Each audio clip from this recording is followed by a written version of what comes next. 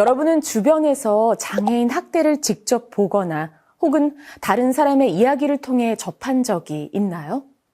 우리나라는 장애인 복지법 제59조의 4에 따라 누구든지 장애인 학대 또는 장애인을 대상으로 한 성범죄를 알게 되면 반드시 신고를 해야 합니다. 특히 장애인 복지시설 종사자, 의료인, 교사 등과 같이 가까이에서 학대 위험을 쉽게 인지할 수 있는 사람들은 학대를 알게 되거나 의심되는 경우 반드시 신고를 해야 하는 장애인 학대 신고 의무자로 지정되어 있습니다. 장애인 학대 예방과 신고는 특정한 누군가의 몫이 아니라 우리 모두의 책임이자 의무입니다. 우리의 관심과 실천은 장애인 학대를 예방하고 무엇보다 장애인 개인의 존엄과 인권을 지키는 강력한 힘이 됩니다. 반대로 장애인 학대를 알고도 신고하지 않는 침묵은 한 사람의 고통을 더 크게 만들 수 있으며 특히 신고 의무자가 신고 의무를 이행하지 않을 경우 법적 책임이 따르게 됩니다. 주변에서 장애인 학대를 목격했거나 학대가 의심되는 상황이 있다면 지체 없이 장애인 권익 옹호기관 1644-8295 또는 수사기관 112로 신고해 주세요. 이것이 학대인지 확신이 서지 않거나 신고가 망설여질 때에도 장애인 권익 옹호기관을 통해 상담받을 수 있습니다. 장애인 학대 신고번호 1644-8295 꼭 기억해 주세요. 장애인 학대 없는 사회는 우리 모두의 관심과 실천으로 만들어갈 수 있습니다.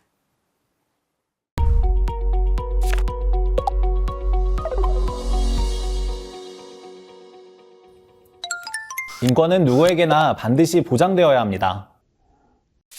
그러나 우리 주변에는 학대로 인해 인권을 보장받지 못하는 사람들이 많습니다. 노인, 아동, 장애인 등 많은 사람들이 학대로 고통받고 있습니다. 특히 장애인의 삶은 어떨까요? 우리 사회는 장애인을 늘 누군가의 도움이 필요한 의존적인 사람으로 생각합니다. 이렇게 장애인을 취약한 존재로 생각하면 장애인은 보호가 필요한 대상으로 인식되며 취약하다는 시선은 차별과 배제, 그리고 학대라는 더 큰 문제로 이어집니다. 여러분은 평상시 장애에 대해 어떻게 생각하셨나요? 장애인은 누군가의 보호를 받아야만 하는 대상이 아니라 우리 사회를 함께 살아가는 동등한 구성원입니다. 장애에 대한 올바른 이해. 사실 그건 거창한 게 아니라 모두가 지녀야 할 기본적인 태도이며 모두가 더 평등하고 존중받는 사회로 가는 첫걸음이 될 겁니다. 그러나 여전히 우리 사회에서 장애인 학대가 곳곳에서 발생하고 있습니다. 2024년 한 해 동안 전국의 장애인 권익 옹호기관에 접수된 신고 건수는 6,000건에 달했습니다. 학대 행위자를 살펴보면 사회복지시설 종사자, 모르는 사람, 지인, 가족, 친인척, 심지어 부모와 같은 가장 가까운 이들까지 다양하게 포함되고 있습니다. 장애인 학대가 발생하는 장소도 다양합니다. 집, 직장, 상업시설, 사회복지시설, 병원, 학교 뿐만 아니라 온라인을 통한 가상의 공간에서도 학대가 발생하고 있습니다. 즉, 학대는 특정한 공간에 국한되지 않고 일상 속 어디서든 일어날 수 있다는 걸 보여주고 있습니다. 학대의 유형 역시 신체적 학대, 경제적 착취, 정서적 학대, 성적 학대, 그리고 방임과 유기까지 그 형태는 매우 다양합니다. 이렇게 장애인 학대의 양상은 다르지만 공통된 점이 있습니다.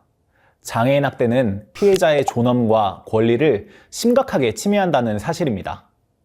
여기서 우리가 주의 깊게 볼 점은 학대를 당한 장애인의 대부분이 장애의 정도가 심한 장애인이라는 사실입니다. 전체 피해자의 94%로 그 중에서도 발달장애인의 피해가 65%로 두드러졌습니다. 즉, 인지와 의사소통에 어려움이 있는 발달장애인이 차별과 배제, 학대 같은 인권 침해에 더 많이 노출되고 있다는 뜻입니다. 그만큼 우리가 더 관심을 가지고 지켜봐야 할 장애인이기도 합니다. 학대는 개인의 문제만이 아닙니다. 장애인을 다르게 보는 차별적인 시선, 학대를 가볍게 여기는 사회 분위기, 부족한 제도와 서비스, 이 모든 것들이 얽혀서 학대를 만들어내고 있습니다. 이러한 학대를 당한 장애인에게는 어떤 일이 생길까요? 눈에 보이는 상처만 남는 게 아닙니다. 가장 먼저 존엄이 무너집니다. 존재 자체가 존중받지 못한다고 느낄 때 사람은 스스로를 가치 없는 존재로 여기게 됩니다. 그리고 관계가 무너집니다. 믿었던 가족이나 보호자가 가해자가 되는 순간 신뢰는 산산조각나고 사회적 고립은 더 깊어집니다. 결국 삶 전체가 흔들리게 됩니다. 일상은 불안으로 채워지고 자존감은 무너지고 미래를 꿈꾸는 힘조차 잃게 되는 겁니다. 학대는 존엄과 관계, 삶을 송두리째 무너뜨리는 심각한 인권 침해입니다. 법에서도 이는 범죄로 명확하게 말하고 있습니다. 장애인 복지법 제59조에서는 9개의 금지 행위를 명시하고 있습니다.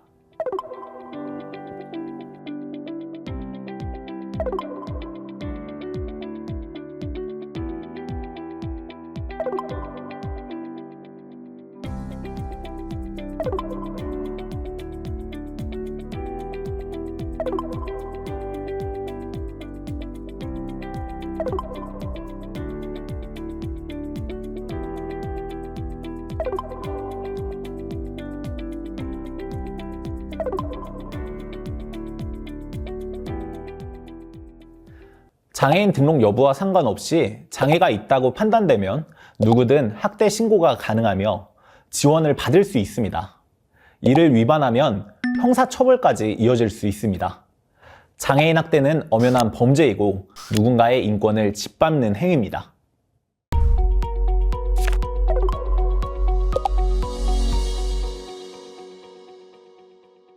장애인 학대의 유형은 크게 5가지로 구분할 수 있습니다.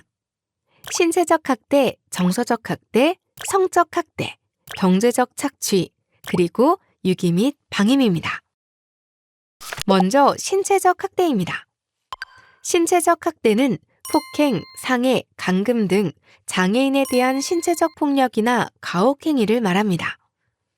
또한 체벌, 기합, 낙태, 문신, 불임수술, 보조기기의 훼손 및 임의 작동 등도 해당됩니다.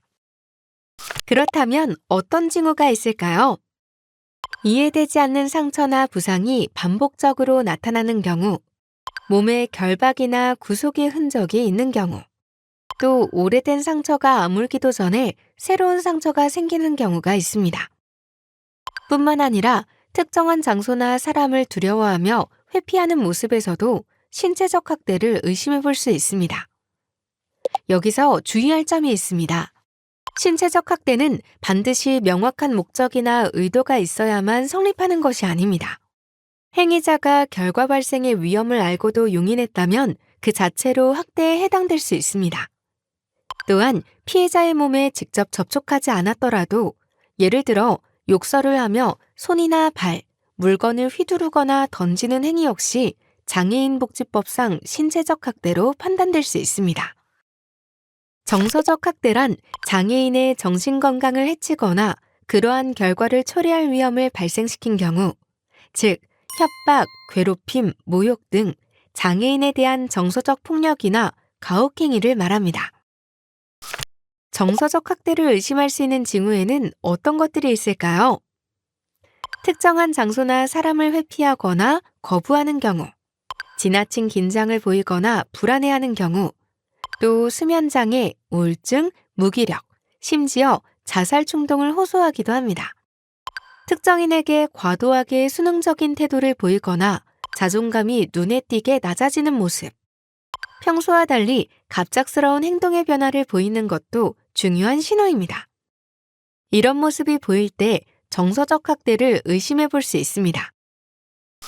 특히 정서적 학대는 피해 장애인이 직접 말하기 전에는 발견하기가 매우 어렵습니다. 그래서 신고 의무자가 이러한 징후를 발견했을 때는 피해 장애인이 편하게 말할 수 있는 환경을 만들어주는 것이 무엇보다 중요합니다. 그렇다면 정서적 학대는 어떤 방식으로 일어날까요? 언어적인 방법으로는 폭언, 협박, 모욕이나 비하가 있을 수 있고 비언어적인 방법으로는 무시, 비웃음, 따돌림 등이 해당됩니다. 즉, 눈에 보이지 않지만 일상 속 다양한 형태로 나타날 수 있다는 점을 기억해야 합니다. 성적인 수치심이나 모욕감, 고통을 주는 행위는 모두 성적 학대에 해당합니다. 구체적으로 성희롱, 성추행, 성폭행 등 장애인에 대한 성적 폭력이나 가혹 행위를 말합니다. 성적 학대에는 어떤 행위들이 있을까요? 강간, 강제추행, 성매매 유인이나 강요, 성희롱, 특정인과의 성적 행위 강요, 성적 수치심을 주는 행위의 강요, 그리고 성적 행위나 신체를 촬영하거나 유포하는 행위 등이 포함됩니다. 그렇다면 성적 학대를 의심할 수 있는 징후에는 무엇이 있을까요? 신체의 타박상이나 성병, 생식기 감염과 같은 흔적이 나타나는 경우, 옷이 찢어지거나 얼룩져 있는 경우가 있습니다. 또한 성적 행동의 갑작스러운 변화, 반복적인 성적 표현, 나이에 맞지 않는 성적 지식이나 행동 역시 중요한 신호입니다.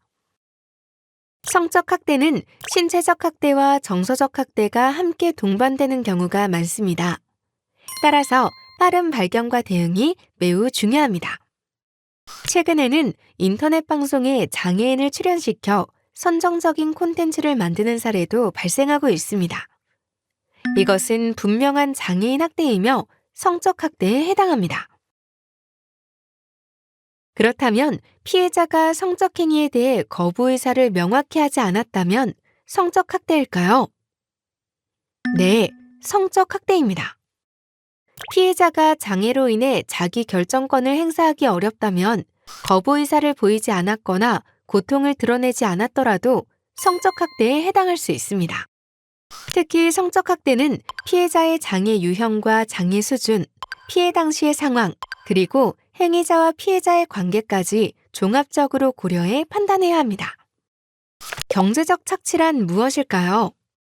장애로 인한 취약성을 이용하여 장애인의 재산, 노동력의 착취, 재산적 권리의 침해 등 장애인에게 경제적인 손해를 입히는 행위를 말합니다. 특히 장애인 학대에서 두드러지게 많이 발생하는 유형입니다. 그렇다면 왜 우리는 이런 상황을 알아차리지 못할까요? 바로 경제적 착취가 잘 드러나지 않기 때문입니다. 그렇다면 언제 경제적 착취를 의심해 볼 수 있을까요? 예를 들어 일을 하고 있음에도 정당한 급여를 받지 못하거나 정기적인 수입이 있음에도 생활이 어려운 경우, 또는 돈을 지불할 여력이 있는데도 청구서가 미납되어 있거나 본인이 알지 못하는 대출 내역, 설명할 수 없는 금융거래나 계약서가 발견된다면 이런 것들이 모두 경제적 착취를 발견할 수 있는 중요한 신호입니다. 유기와 방임이란 무엇일까요? 유기는 보호 의무가 있는 사람이 장애인을 보호하지 않고 버리는 것을 말합니다. 방임은 보호 의무자가 기본적인 보호나 치료 등을 소홀히 하는 행위를 뜻합니다. 그렇다면 어떤 징후에서 유기와 방임을 의심해 볼 수 있을까요? 저체중이나 전신 쇠약, 치료가 필요한 건강 상태, 신체와 의복, 주거 공간의 위생이 불량한 경우, 또는 부적절한 거주 환경, 계절에 맞지 않는 옷차림 역시 중요한 신호가 됩니다. 특히 갑작스럽게 보호 의무자와의 관계가 단절되거나 연락이 끊긴 경우 유기를 의심할 수 있습니다. 또 보호 의무자가 치료나 복지 서비스, 교육 서비스 제공을 거부할 때는 방임의 가능성을 살펴야 합니다. 그렇다면 우리는 누구나 유기나 방임의 행위자가 될 수 있을까요? 그렇지 않습니다. 유기와 방임은 반드시 보호 의무자의 행위일 때만 학대로 인정됩니다. 보호 의무자에는 가족뿐만 아니라 법률에 따른 법정 대리인, 복지시설 종사자, 활동지원사, 동거인, 고용주 등 사실상 장애인을 보호, 감독하는 사람도 포함됩니다. 현재는 보호 의무자의 유기와 방임만이 학대 행위로 인정되고 있습니다. 지금까지 학대의 유형과 그 유형별 징후들을 살펴보았습니다. 그런데 중요한 것은 현실에서 발생하는 학대는 대부분 한 가지 유형의 학대 형태로만 나타나지 않습니다. 신체적 학대와 정서적 학대, 혹은 신체적 학대와 성적 학대, 경제적 착취와 방임처럼 두 가지 이상이 동시에 겹쳐 발생하는 경우가 많습니다.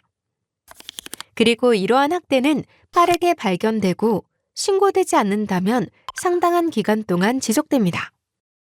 그만큼 학대 피해 장애인이 겪는 고통은 우리가 단순히 상상하는 수준을 훨씬 넘어섭니다. 몸의 상처뿐만 아니라 마음의 상처까지 삶 전반을 무너뜨릴 정도로 깊고도 심각한 고통을 겪을 수 있습니다.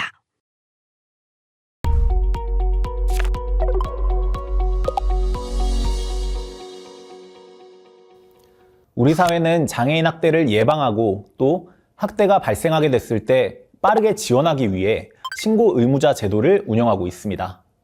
학대 피해 장애인들의 경우 그루밍, 가스라이팅, 인지기능 저하 등으로 자신이 학대 피해자라는 것을 인지하지 못하거나 자신이 피해를 당했다는 것을 신고하는 것을 노출하기 꺼리는 면이 있어서 적극적으로 신고하기 어려운 점이 있습니다. 학대 가해자와 친밀한 관계인 경우나 지속적으로 관계를 맺고 있기도 하고 보호자에게 자신의 피해가 노출되는 것을 두려워하는 등 여러 맥락적 상황이 있습니다. 또한 학대는 은폐되거나 장기화되거나 재발되는 경우가 많습니다. 그러므로 신속한 신고가 피해를 조기에 종식시키거나 2차 피해를 예방하게 할 수 있습니다. 따라서 의심 상황이라도 주변의 조기 발견과 적극적인 신고가 무엇보다 중요합니다. 이를 위해 장애인복지법 제59조의 4에서는 누구든지 장애인 학대나 성범죄를 알게 되면 장애인 권익옹호기관이나 수사기관에 신고할 수 있고 특히 직무상 알게 된 경우에는 지체 없이 신고하도록 명시하고 있습니다. 이 중에서 신고 의무자는 장애인 학대의 위험을 누구보다 먼저 감지할 수 있는 직업을 가진 분들을 의미합니다. 이런 직군에 종사하는 분들에게는 학대 사실을 알게 되거나 의심이 생기면 반드시 신고해야 하는 법적 의무가 주어집니다. 그렇다면 장애인 학대 신고는 어떻게 해야 할까요? 장애인 권익옹호기관 1644-8295에 신고하거나 수사기관 112에 신고해야 합니다. 특히 1644-8295로 전화를 걸면 자동으로 가장 가까운 지역의 장애인 권익옹호기관으로 연결이 됩니다. 신고자의 모든 정보는 비밀이 보장되며 신고로 인해 불이익을 당하지 않도록 법적인 보호와 지원을 받습니다.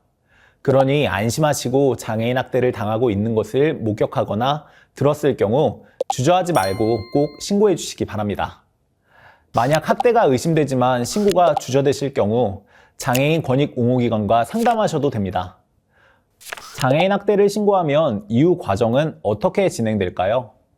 장애인 권익옹호기관은 먼저 신고가 접수되면 현장 조사가 이루어집니다. 그리고 현장에서 응급 조치가 필요하다면 피해 장애인을 학대 행위자로부터 분리해서 안전한 공간으로 보호하게 됩니다. 이후 사례 회의를 통해 학대 여부를 판정을 하고 필요하면 장애인 학대 사례 판정위원회를 거쳐 최종 결정을 내리게 됩니다. 그리고 피해자의 회복을 위한 지원이 이어지며 사례가 종결된 뒤에도 재발을 막기 위해 사후 모니터링이 계속됩니다.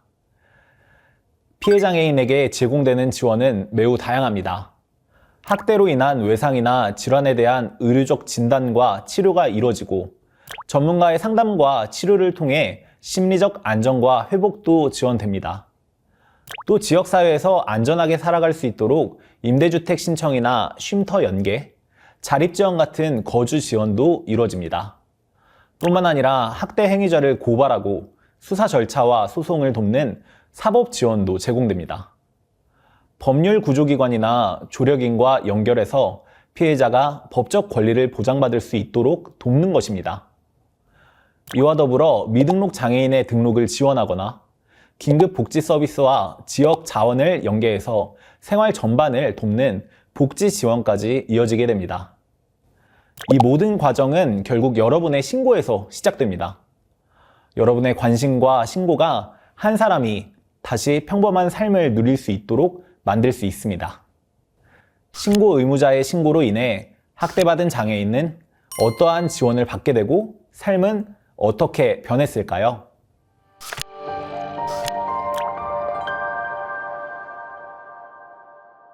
(22세) 지적장애인 수빈 씨는 수년간 가족으로부터 신체적 학대를 당하며 두려움과 상처 속에 살아왔습니다. 그러던 어느 날 사회복지 공무원이 수빈 씨의 이상 징후를 발견했습니다. 팔에는 오래도록 누적된 멍이 남아있고 누군가의 가벼운 손길에도 쉽게 놀라며 움츠러드는 모습을 자주 볼 수 있었습니다. 망설임 없이 장애인 권익공호기관에 학대 신고를 했고 그 한 번의 신고로 수빈 씨의 삶은 새로운 전환점을 맞게 됩니다. 신고 직후 수빈 씨는 가족과 분리되어 쉼터에서 보호를 받았습니다. 하지만 갑작스러운 분리와 오랜 학대의 기억은 깊은 상처를 남겼습니다. 가족에 대한 실망과 두려움, 불안정한 심리 상태로 마음의 문을 열기조차 쉽지 않았습니다.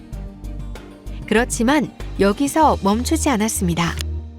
장애인 권익공호기관은 수빈 씨가 다시 설 수 있도록 다각도의 지원을 이어갔습니다.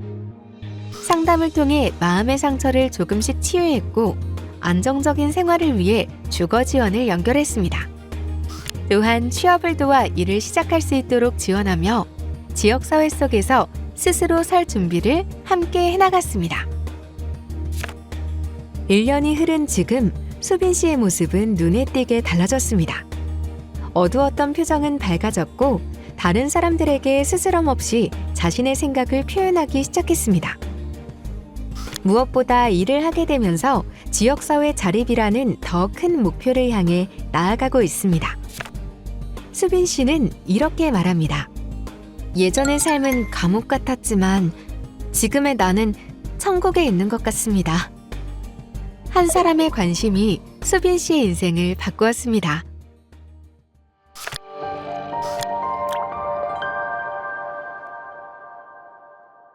(25세) 지체장애인 미래 씨는 활동지원사의 지원을 받으며 생활하고 있었습니다.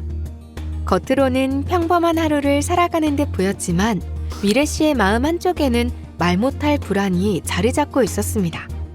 얼마 전 SNS에서 알게 된 친구가 다급히 돈을 빌려달라 부탁했고 안타까운 마음에 50만 원을 건넸습니다. 하지만 약속된 날이 지나도 돈은 돌아오지 않았습니다. 그뿐 아니라 친구의 요구는 점점 더 과감해졌습니다. 휴대전화를 새로 개통해달라거나 대출을 함께 진행하자는 위험한 부탁까지 이어졌습니다. 이 사실을 알게 된 건 활동지원사였습니다. 우연히 대화를 나누던 중 미래 씨가 돈을 빌려주고 돌려받지 못했다는 이야기를 털어놓은 것입니다. 확실한 증거는 없었지만 이상한 낌새를 느낀 활동지원사는 곧바로 장애인 권익공호기관에 신고했습니다. 조사 결과는 충격적이었습니다. 단순히 현금을 빌려준 것에 그치지 않고 휴대전화 신규 개통과 대출까지 시도한 정황이 확인된 것입니다. 다행히 신속한 개입으로 대출금 지급은 중단될 수 있었고 휴대전화 개통 현황도 파악한 뒤 경찰의 고발 조치가 이루어졌습니다. 활동지원사의 빠른 신고 덕분에 눈에 보이는 피해뿐 아니라 숨어있던 추가 피해 사실까지 밝혀낼 수 있었고 무엇보다 피해 확산을 막을 수 있었습니다. 며칠 뒤 안정을 되찾은 미래 씨는 이렇게 말했습니다. 만약 더 늦게 알았다면 정말 큰일 날 뻔했어요. 지금은 안심이 돼요. 소가리만 하고 있었는데 나를 관심 있게 지켜봐주는 사람이 있다는 게 큰 힘이 됩니다. 한 사람의 신고가 학대를 예방하거나 피해가 확산되는 것을 막을 수 있습니다.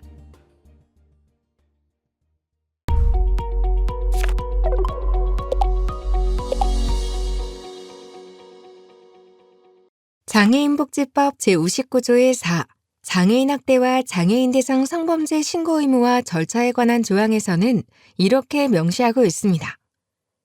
누구든지 장애인 학대나 장애인 대상 성범죄를 알게 되었을 때에는 지체 없이 장애인 권익옹호기관 또는 수사기관에 신고해야 한다고 규정하고 있습니다. 특히 특정한 직무를 수행하는 종사자는 더 엄격한 의무가 주어지는데 이들을 신고 의무자라고 명시하고 있습니다. 신고 의무자가 이를 이행하지 않으면 장애인복지법 제90조에 따라 300만 원 이하의 과태료가 부과될 수 있으며 만약 신고 의무자가 스스로 학대 행위를 저질렀다면 장애인복지법 제88조의 2에 따라 형량이 절반까지 가중 처벌됩니다. 그리고 이 조항에서는 신고 의무자 직군을 구체적으로 명시하고 있는데 자세히 살펴보겠습니다.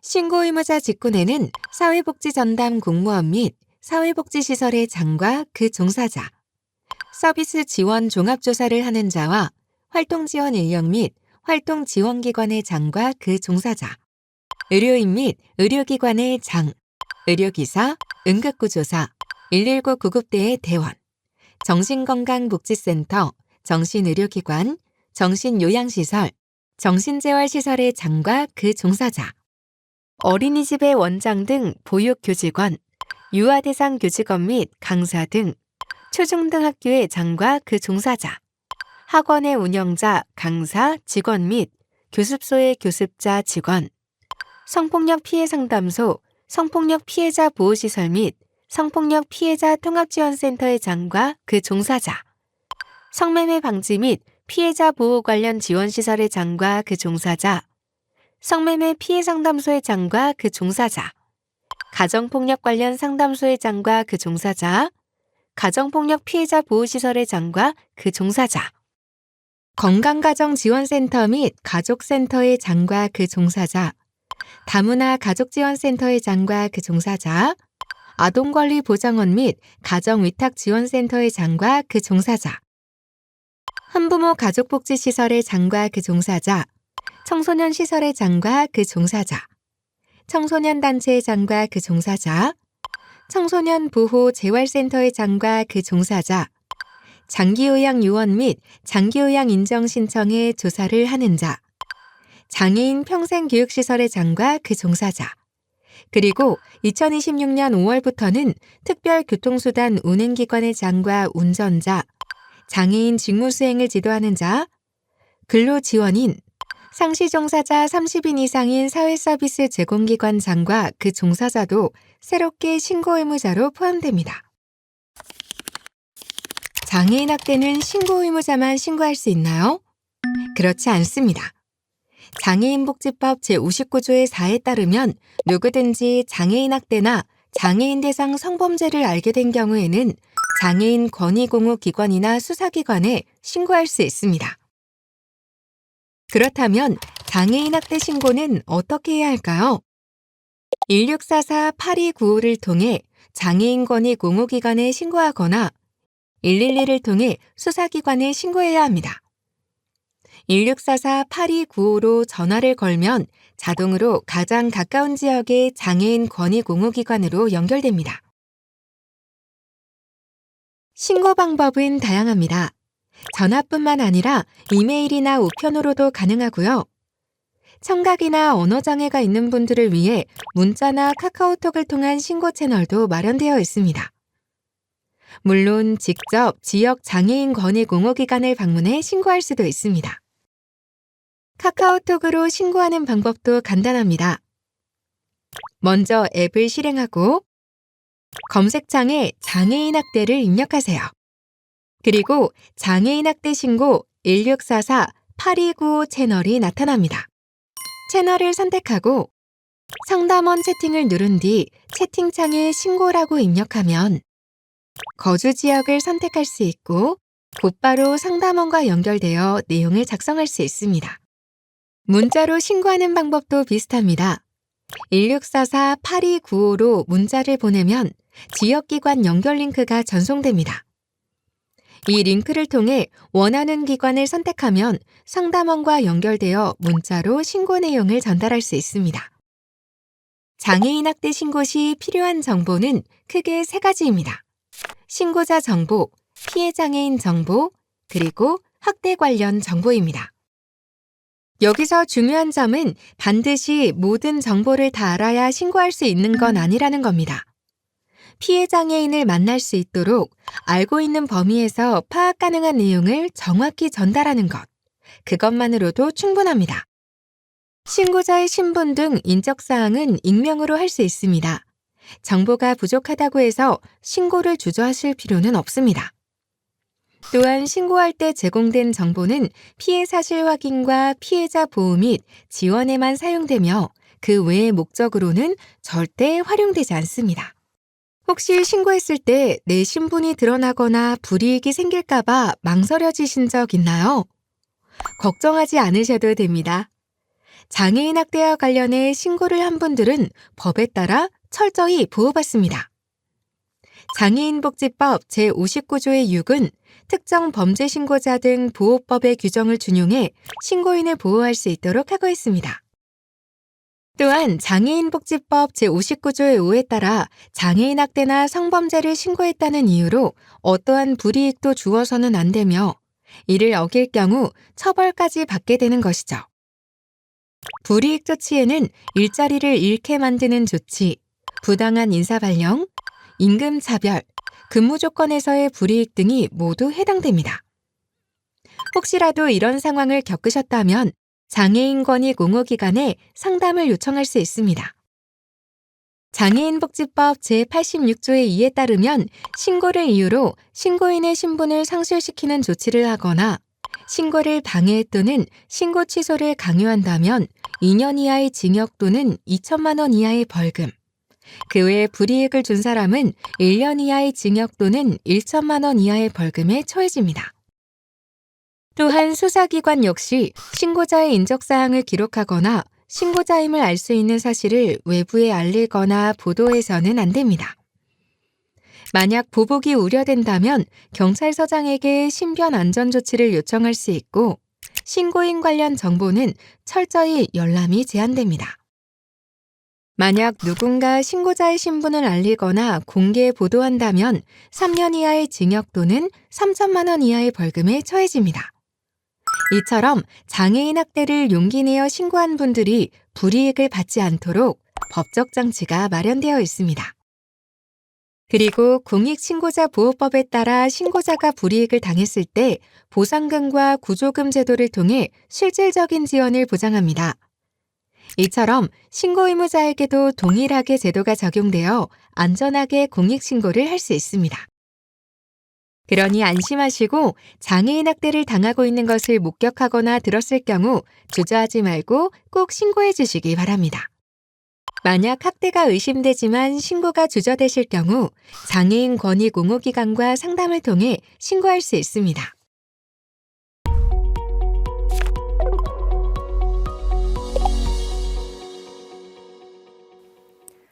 장애인 학대 예방과 신고는 서로의 존엄을 지키기 위한 약속이자 책임입니다.